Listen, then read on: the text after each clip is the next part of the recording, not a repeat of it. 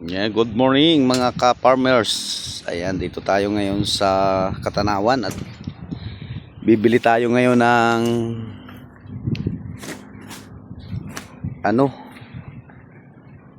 punla. Ayan oh.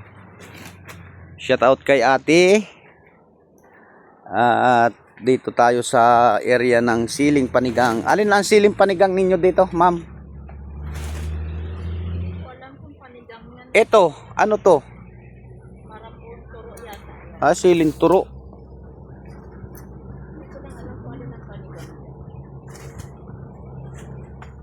Ito daw po ay yung siling mahanghang, kulay pula. Ito naman ay talong. Anong variety ng talong nyo? Kalisto? Kalisto.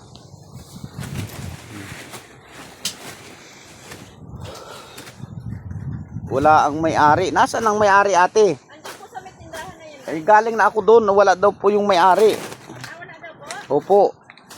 Paano tayo magkakabilihan ito kung wala ang may-ari? Ay kami po ay galing pang Mulanay. Malayo po ang aming lugar. Pakita ng buo po. Alamin nyo ang presyo para tayo magkabilihan. Ayan. Nagpupunla pa lang po sila. Ayan oh.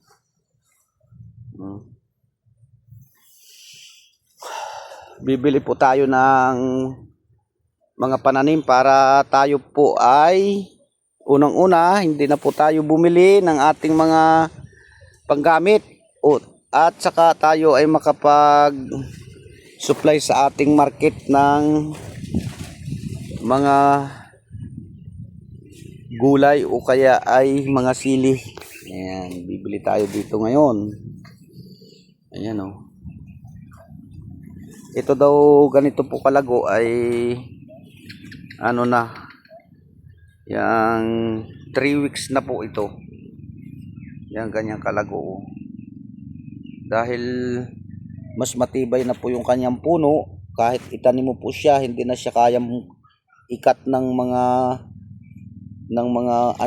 mga hayop yung kanyang puno.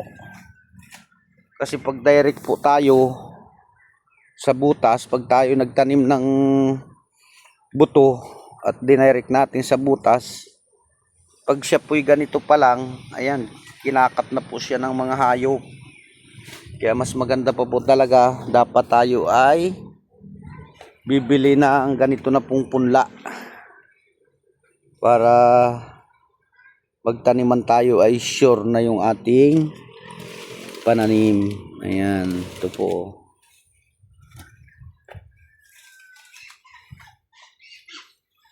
Dito lang po ito matatagpuan sa Katanawan. Ayan, sa tapat po ng LSU. Dito po sa dating bagong hospital na sa ngayon po ay sarado na. Ayan, ito po. Dito lang po kayo pupunta. Malapit lang po ito sa tabing highway. Ayan. Yan po yung highway.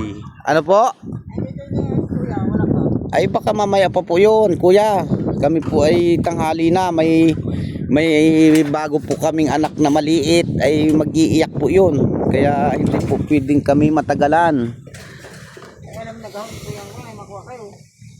Ay ako po'y madalas ditong bumili. Ako po'y kilala na dito.